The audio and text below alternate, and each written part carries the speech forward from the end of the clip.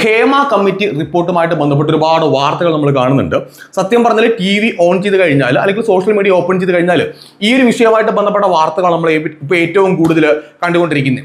തീർച്ചയായിട്ടും നല്ല രീതിയിൽ തന്നെ നീതി കിട്ടേണ്ട ഒരുപാട് സ്ത്രീകൾ മാത്രമല്ല എങ്കിൽ തന്നെയും ഒരുപാട് സ്ത്രീകൾ നീതി കിട്ടേണ്ടതായിട്ടുണ്ട്. അവർക്ക് നീതി കിട്ടുക തന്നെ വേണം. എന്തായാലും SITയുടെ അന്വേഷണമൊക്കെ ആരംഭിച്ചിട്ടുണ്ട്. നമ്മൾ ഈ വാർത്തകൾ കാണുന്ന സമയത്ത് ഈ സത്യസന്ധമായിട്ടുള്ള വാർത്തകൾ ഒരുപാട് സത്യസന്ധമായിട്ടുള്ള എന്താ പറയണ്ടേ സ്ത്രീകളുടെ പരാതികൾ ഉന്നയിക്കുന്ന സമയത്ത് ഈ മാറ്റി പറയുന്ന നട്ടെല്ലില്ലാതെ മാറ്റി പറയുന്ന കുറച്ച് ആൾക്കാർ കൂടെ ഇതിനിടയിൽ ഉണ്ട്. ഫെയിമിന് വേണ്ടിയിട്ട് വേണമെങ്കിൽ ആയിരിക്കാം അവർ ഇന്ന് പറഞ്ഞത് നാളെ ആകുമ്പോഴത്തേക്ക് മാറ്റി പറയുന്ന കുറച്ച് ആൾക്കാർ നമ്മൾ കാണുന്നുണ്ട്. അമ്മാതിരി തെമ്മാടത്തിനും കാണിക്കരുത്. കാരണം നീതി കിട്ടേണ്ട ഒരുപാട് പാവപ്പെട്ട സ്ത്രീകൾ യുവതികളൊക്കെ ഈ വിഷയമായിട്ട് ബന്ധപ്പെട്ട് മാധ്യമങ്ങളുടെ മുന്നിലേക്ക് വരാനായിട്ട് അവരിപ്പോൾ തയ്യാറാകുന്നുണ്ട്, അല്ലെങ്കിൽ അവരത് പരാതി കൊടുക്കാനായിട്ട് തയ്യാറാകുന്നുണ്ട്. അപ്പൊ തീർച്ചയായിട്ടും പരാതിയായിട്ട് തന്നെ മുന്നോട്ട് പോകേണ്ടതാണ് അത്യാവശ്യം. നീതി കിട്ടേണ്ടത് 100% അവരുടെ റൈറ്റ് ആണ്. ഏത് കൊമ്പത്ത നടനാണെങ്കിലും നടിയാണെങ്കിലും ഏത് കൊലകൊമ്പനാണെങ്കിലും ശരി, ഇപ്പൊ നടന്മാര് മാത്രമല്ല മറ്റ് ആരായാലും ഇത് ഏത് മേഖലയിൽ വർക്ക് ചെയ്യുന്ന ആരാണെങ്കിലും ശരി, തെറ്റ് ചെയ്തിട്ടുണ്ടെങ്കിൽ അവന്മാർക്കൊക്കെ ശിക്ഷ കിട്ടേണ്ടത് വളരെ അത്യാവശ്യം തന്നെയാണ്. അതിനകത്ത് ഒരു മാറ്റവും സംഭവിക്കാൻ പാടില്ല എന്നാണ് എൻ്റെ അഭിപ്രായം. എനിവേ, ഞാനിപ്പോൾ ചർച്ച ചെയ്യാൻ ആഗ്രഹിക്കുന്നത് മറ്റൊരു കാര്യമാണ്. മാധ്യമങ്ങള് ഈ ഒരു കമ്മിറ്റിയുടെ റിപ്പോർട്ട് വന്നതിന് ശേഷം ഒരുപാട് കാര്യങ്ങൾ ചർച്ച ചെയ്യുന്നുണ്ട്. അപ്പൊ ആ കൂട്ടത്തില് നമ്മുടെ 24-ലാണ് ഞാൻ കഴിഞ്ഞ ദിവസം തുല്യവേതനവുമായിട്ട് ബന്ധപ്പെട്ട് ഒരു ചർച്ച കാണുകയുണ്ടായി. അതായത് സ്ത്രീകൾക്കും പുരുഷന്മാർക്കും നടീനടന്മാർക്ക് തുല്യവേതനം. ഇത് കണ്ടപ്പോഴത്തേക്കും എനിക്ക് കുറച്ച് കാര്യങ്ങൾ പറയണമെന്ന് തോന്നി. ഈ തുല്യവേതനം എങ്ങനെയാണ് പോസിബിൾ ആകുന്നത്?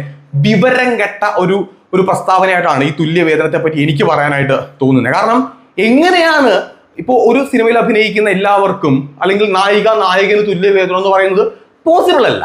മാർക്കറ്റ് വാല്യൂ, സിനിമ എന്ന് പറഞ്ഞൊരു ബിസിനസ് ആണ് അല്ലേ? അപ്പോൾ ബിസിനസ്സിനകത്ത് നായകനും നായികക്കും തുല്യവേതനം അതെന്താണത്? എന്തായാലും ഹാഷ്മി പറയുന്ന കുറച്ച് കാര്യങ്ങളുണ്ട്. ഞാൻ എന്തായാലും ഒന്ന് പ്ലേ ചെയ്യാം. സംവിധായകന്റെ കീഴിലാണ് വർക്ക് ചെയ്യുന്നതെങ്കിൽ, ഒരു നിർമ്മാതാവിന്റെ കീഴിലാണ് വർക്ക് ചെയ്യുന്നതെങ്കിൽ, നാളെ വേറൊരു സിനിമയാണ്. ഇത് സർക്കാർ ജോലിയല്ല. അപ്പം ഇത് നമ്മളെ എങ്ങനെ വിളിക്കണം ഈ സിനിമയിൽ, നമ്മുടെ മാർക്കറ്റ് വാല്യൂ എന്താണ്, നമുക്ക് ഇതിനകത്ത് പറയുന്ന വേറൊരു കാര്യമുണ്ട്. തുല്യവേതനം നടക്കുന്ന കാര്യമാണ്. ഇപ്പൊ നടക്കുന്ന കാര്യമാവണം സർ. നടക്കുന്ന കാര്യമാവണം സർ. ഞാൻ അങ്ങനെയൊക്കെ എത്താം. അല്ല, നടക്കുന്ന കാര്യമാവണം സർ. തുല്യവേതനം നടക്കുന്ന കാര്യമാവണം. എന്താ നടക്കാൻ പാടുന്ന TRP റേറ്റിംഗിന് വേണ്ടി സാർ പറഞ്ഞിട്ട് കാര്യമില്ല. TRP റേറ്റിംഗ് ഒന്നും അല്ലാതെ. TRP റേറ്റിംഗ് ഇപ്പൊ താങ്കൾ പറയണം അമ്മയിലെ പ്രധാന സാറേ അല്ലല്ല അമ്മയിലെ ഏതെങ്കിലും നടന്മാരുടെ പേര് വന്നാൽ ഞാൻ പിന്തുണയ്ക്കണമെന്ന് പറയാണ്. ശ്രീ മഹേഷ് അമ്മയിലെ ഓക്കെ, ഇവിടെ ഹാഷ്മി കിടന്നുകൊണ്ട് സംസാരിക്കുന്നുണ്ട്. ഹാഷ്മി എടുത്ത് വളരെ സിമ്പിൾ ആയിട്ട് കാര്യം ചോദിക്കട്ടെ. ഈ മാധ്യമ പ്രവർത്തകരായിട്ടുള്ള എല്ലാവർക്കും, വാർത്ത വായിക്കുന്ന ആൾക്കാർക്ക് എല്ലാവർക്കും, എല്ലാ ചാനലും എല്ലാവർക്കും തുല്യമായിട്ടുള്ള വേതനമാണോ?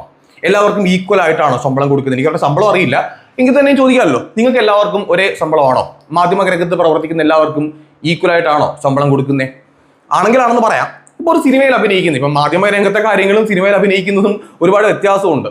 ഇപ്പോൾ ഒരു നടൻ ഒരു സിനിമയുടെ ഭാഗമായിട്ട് അഭിനയിക്കുകയാണ്. ഓക്കെ, മോഹൻലാലോ മമ്മൂട്ടിയോ പൃഥ്വിരാജോ അങ്ങനെ മാർക്കറ്റ് വാല്യൂ ഉള്ള നടനാണെന്ന് വിചാരിക്കുക. ഇപ്പോൾ ഒരുപാട് ആൾക്കാരുണ്ട്. അതിൽ നായികയായിട്ട് അഭിനയിക്കുന്ന അതേ ആൾക്ക് എങ്ങനെയാണ് അവരുടെ വരുമാനം കൊടുക്കാനായിട്ട് സാധിക്കുക? അവരുടെ ശമ്പളം എങ്ങനെ കൊടുക്കാനായിട്ട് സാധിക്കും? ഒരിക്കലും പോസിബിൾ അല്ല. കാരണം ആ നടന്റെ പേരിലായിരിക്കും ആ സിനിമ വിറ്റഴിക്കുക. നമുക്ക് പറയാമല്ലോ, നടന്റെ പേരിൽ തന്നെയായിരിക്കും ആ സിനിമ വിറ്റഴിക്കുക. അപ്പോൾ ഇപ്പോൾ നയൻതാരയെ പോലെ ഒരു അഭിനേത്രി, ഒരു നായിക നടി മലയാള സിനിമയിലേക്ക് വരികയാണ്.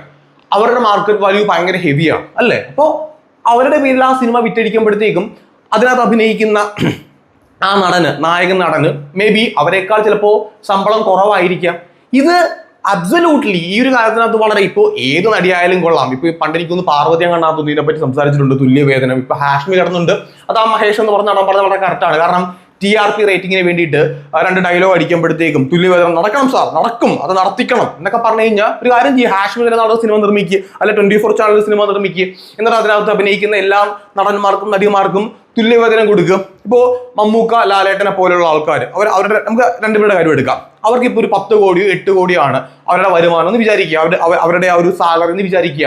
അപ്പോൾ അതിൽ നായികയായിട്ട് അഭിനയിക്കുന്ന ആ നായിക നടിക്ക് ആരും ആയിക്കോട്ടെ, അവർക്ക് 8 കോടിയോ 10 കോടിയോ കൊടുത്തു കഴിഞ്ഞാൽ നിർമ്മാതാവ് ഒന്നെങ്കിൽ നാളെ പോയി ആത്മഹത്യ ചെയ്യേണ്ടി വരും. ആ പടം നല്ല രീതിയിൽ സക്സസ് ആയില്ല എന്നുണ്ടെങ്കിൽ. ഇനി സക്സസ് ആയെങ്കിൽ തന്നെയും എന്തിനാണ് ആ നായിക നടിക്ക് അല്ലെങ്കിൽ അതിൽ അഭിനയിക്കുന്ന മറ്റുള്ള ആൾക്കാർക്ക്, ഇപ്പോ ഒരു സിനിമയിൽ അഭിനയിക്കുന്ന നായക നടനെ മാറ്റി നിർത്തിക്കോ, ബാക്കിയുള്ള എല്ലാ നടന്മാർക്കും ഒരേ വേതനമാണോ കൊടുക്കുന്നത്, ഒരേ ശമ്പളമാണോ കൊടുക്കുന്നത്?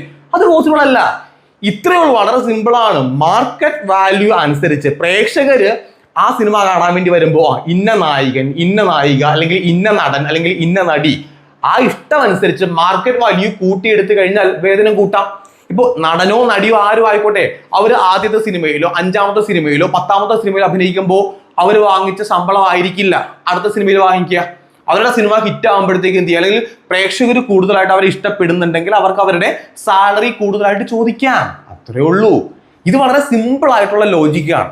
അതിനിവിടെ കിടന്നുകൊണ്ട് ഒരു അന്തിച്ചർച്ച വെച്ചിട്ട് അതിനകത്ത് കിടന്നുകൊണ്ട് തുല്യവേതനം കൊടുക്കണം സാർ, എന്നാ പോയി കൊടുക്കുന്നേ, നിങ്ങൾ തന്നെ പടം നിർമ്മിച്ചിട്ട് അങ്ങോട്ട് കൊണ്ട് കൊടുക്ക്. അതല്ലേ സിമ്പിൾ ആയിട്ടുള്ള കാര്യം. അല്ലാണ്ട് ഇങ്ങനെ കിടന്ന് സംസാരിച്ചു കഴിഞ്ഞാൽ ഇത് നടപടിയുള്ള കേസൊന്നുമല്ല, അത് വെറും മണ്ടത്തരമാണ്. ഇപ്പൊ ഹേമ കമ്മിറ്റി റിപ്പോർട്ടിനെ പറ്റി ചർച്ച ചെയ്യുമ്പോഴത്തേക്കും ലൈംഗികമായിട്ട് ചൂഷണം ചെയ്യപ്പെടുന്ന നടന്മാരും ഉണ്ട്. അവർക്ക് നീതി കിട്ടേണ്ടത് അതൊരു എന്താ പറയണ്ട, ആ ഒരു ക്രൈമിൽ പങ്കാളികളായിട്ടുള്ള അല്ലെങ്കിൽ ആ തെറ്റ് ചെയ്ത ആൾക്കാർക്ക് ശിക്ഷ കൊടുക്കേണ്ടത് വളരെ അത്യാവശ്യം തന്നെയാണ്. ആ ചർച്ചകളൊക്കെ നമുക്ക് കൊള്ളാം, നല്ല കാര്യങ്ങളാണ്. അത് മാധ്യമങ്ങൾ പിന്നെ കാര്യങ്ങളെല്ലാം തന്നെ വളച്ചൊടിച്ച് എത്തിക്കുന്നുണ്ട് നമ്മുടെ മുന്നിലേക്ക്. TRP റേറ്റിങ്ങിന് വേണ്ടിയിട്ട് നടന്മാരുടെ കാര്യം വരുമ്പോഴത്തേക്കും ഒരു കൊട്ടിഘോഷിച്ച് അതങ്ങ് എത്തിക്കും. അതിൽ സത്യസന്ധമായിട്ടുള്ള വാർത്തകളാണോ അല്ലേന്ന് പോലും നോക്കാതെ അന്തിച്ചർച്ച വെക്കുകയും ചെയ്യും. പിറ്റേ ദിവസം ആകുമ്പോഴത്തേക്കും ചില ആൾക്കാർ മാറ്റി പറഞ്ഞിട്ടുണ്ട് ചില കാര്യങ്ങൾ, ചില നടന്മാരുടെ പേര് പറഞ്ഞിട്ട് പിറ്റേ ദിവസം ആകുമ്പോഴത്തേക്കും അത് മാറ്റി പറഞ്ഞ കുറച്ച് നട്ടലില്ലാത്ത ആൾക്കാർ കൂടെ ഉണ്ട്. അപ്പോൾ ചർച്ച കുറച്ചങ്ങ് മാറ്റും. അന്തിച്ചർച്ച ഇന്നലെ പറഞ്ഞ കാര്യങ്ങളായിരിക്കില്ല പിറ്റേ ദിവസം എന്ന് പറയുന്നത്. അപ്പൊ മാധ്യമങ്ങൾ സത്യം പറഞ്ഞു കഴിഞ്ഞാൽ അവരുടെ TRP റേറ്റിംഗിന് വേണ്ടിയിട്ട് തന്നെയാണ് മാക്സിമം കടന്ന് ഓടിക്കൊണ്ടിരിക്കുന്നത്. അതിനകത്ത് ഒരു സംശയം വേണ്ട. ഇപ്പോൾ സിനിമാ രംഗത്ത് മാത്രമല്ല മറ്റു പല രംഗത്തും ഇതേ കാര്യങ്ങൾ നടക്കുന്നുണ്ട്. ഇനി ഇപ്പോൾ ഏത് രംഗത്ത് നടന്നാലും ഇത് തെറ്റാണ്, തെറ്റ് ചെയ്ത ആൾക്കാർ ശിക്ഷ അനുഭവിക്കേണ്ടത് തന്നെയാണ്. പക്ഷേ ഈ തുല്യ വേതനം എന്നൊക്കെ പറഞ്ഞുകൊണ്ട് ഈ മണ്ടത്തരങ്ങൾ ചർച്ച ചെയ്യുമ്പോഴത്തേക്കും അതിനെയൊക്കെ നമുക്ക് എങ്ങനെയാണ് പിന്താങ്ങാനായിട്ട് സാധിക്കുക? ഒരിക്കലും നടപടികളുള്ളൊരു കേസല്ല. ഇപ്പൊ ഒരു നടിക്ക് നടന്റെ അത്രയും ശമ്പളം വാങ്ങിക്കണമെന്നുണ്ടെങ്കിൽ നിങ്ങൾ ആലോചിച്ച് നോക്കിയാൽ മോഹൻലാലിന്റെ ഒരു സിനിമയിൽ മോഹൻലാൽ വാങ്ങിക്കുന്ന പ്രതിഫലം അത് നായിക നടിക്ക് കൊടുക്കണമെന്നുണ്ടെങ്കിൽ ഒന്നെങ്കിൽ ആ നായിക നടിക്ക് കൊടുക്കുന്ന ശമ്പളം ഇപ്പോൾ 1 കോടി ആണെങ്കിൽ മോഹൻലാലിന്റെ ശമ്പളം 10 കോടിയിൽ നിന്ന് 1 കോടിയിലേക്ക് അയാൾ താത്തി വാങ്ങിക്കേണ്ടി വരും. എന്ത് കാര്യത്തിന്? അപ്പോ ആരായാലും ഇപ്പോ നടൻ നടി ആൺപെൺ വ്യത്യാസം നോക്കണ്ടെന്നേ, മാർക്കറ്റ് വാല്യൂ കൂട്ടിയെടുത്ത് കഴിഞ്ഞാൽ ആർക്കായാലും ശരി അവർക്ക് കൂടുതൽ ശമ്പളം വാങ്ങിക്കാനായിട്ട് പറ്റും. ഇപ്പോ ബിഗ് ബോസിലൊക്കെ ഞാൻ പോയ സമയത്ത് അവിടെ എല്ലാവർക്കും ഒരേപോലെ ഒന്നല്ല വരുമാനം കൊടുക്കുക. ഇപ്പൊ ഡെയിലി ആണ് അവിടെ നിന്ന് പൈസ കിട്ടുന്നത്. ഇപ്പൊ എനിക്ക് കിട്ടിയ വരുമാനമാണ് എല്ലാവർക്കും കൊടുത്തേക്കുന്നത്. അല്ല, എന്നേക്കാൾ കൂടുതൽ വരുമാനം വാങ്ങിച്ച എത്രയോ പെൺകുട്ടികൾ അവിടെ ഉണ്ട്, എത്രയോ സ്ത്രീകൾ അവിടെ ഉണ്ട്. അപ്പൊ ഞാൻ പോയിട്ടില്ല, എനിക്ക് അവരുടെ വരുമാനം കിട്ടിയേ പറ്റത്തുള്ളൂ എന്ന് പറയാൻ പറ്റുമോ? പറ്റത്തില്ല. കാരണം എന്നേക്കാൾ കൂടുതൽ ഫെയിം ആയിട്ടുള്ള ആൾക്കാർ അവിടെ വരുന്ന സമയത്ത് അവർക്ക് ഡെയിലി കിട്ടേണ്ട വരുമാനം കൂടുതലായിരിക്കും. അപ്പൊ എന്റെ മാർക്കറ്റ് വാല്യൂ കൂട്ടിയെടുക്കേണ്ടത് എന്റെ അത്യാവശ്യമാണ്, ഞാൻ ചെയ്യേണ്ട കാര്യമാണ്. അങ്ങനെയാണെങ്കിൽ എനിക്ക് നാളെ മറ്റൊരു അവസരത്തിൽ കൂടുതലായിട്ട് വരുമാനം ചോദിക്കാനായിട്ട് സാധിക്കും. ഇത് സിമ്പിൾ ലോജിക്കാണ്. ഹാഷ്മിക്ക് ഇതിനെപ്പറ്റി നന്നായിട്ട് അറിയുകയും ചെയ്യാം. പക്ഷെ ഹാഷ്മി കിടന്നിട്ട് ചുമ്മാ ഇങ്ങനെ കിടന്നുണ്ട് 2 ഡയലോഗ് അടിച്ച് TRP റേറ്റിംഗ് കൂട്ടി. അല്ലാന്നുണ്ടെങ്കിൽ ഈ മണ്ടത്തരം പറയുമ്പോഴത്തേക്കും ഇത് എങ്ങനെയൊക്കെ ചർച്ചയാവില്ല. ഇപ്പൊ ഞാൻ ഉൾപ്പെടെയുള്ള ആൾക്കാർ ചർച്ച ചെയ്യാറുണ്ട്. അപ്പൊ ആ ചർച്ച ചെയ്യാൻ വേണ്ടി പറഞ്ഞാണെങ്കിൽ നല്ല കാര്യമാണ്. അല്ലാന്നുണ്ടെങ്കിൽ ഇതൊരു മണ്ടത്തരം മാത്രമാണ്, പോസിബിൾ ആകുന്ന ഒരു കാര്യമല്ല. മാർക്കറ്റ് വാല്യൂ കൂട്ടിയെടുക്കുക. ജനങ്ങളിലേക്ക് കൂടുതലായിട്ട് ഏതൊരു നടനോ നടിയോ ഇറങ്ങി ചെന്ന് കഴിഞ്ഞാൽ അവർക്ക് കൂടുതൽ വരുമാനം വാങ്ങിക്കാനായിട്ട് സാധിക്കും. കൂടുതൽ ശമ്പളം ചോദിച്ചാൽ പ്രൊഡ്യൂസർ കൊടുക്കും. അല്ലാന്നുണ്ടെങ്കിൽ എന്ത് ചെയ്യുക, ഈ പറയപ്പെടുന്ന തുല്യവേതനം കൊടുത്തേ പറ്റുള്ളൂ എന്ന് പറയുന്ന ആൾക്കാർ തന്നെ നിങ്ങൾ തന്നെ സിനിമ നിർമ്മിക്കുക. എന്നിട്ട് നായിക നടനും നായിക നടിക്കും ഒക്കെ നിങ്ങൾ എന്ത് ചെയ്യുക, തുല്യവേതനം അങ്ങോട്ട് കൊടുക്കുക.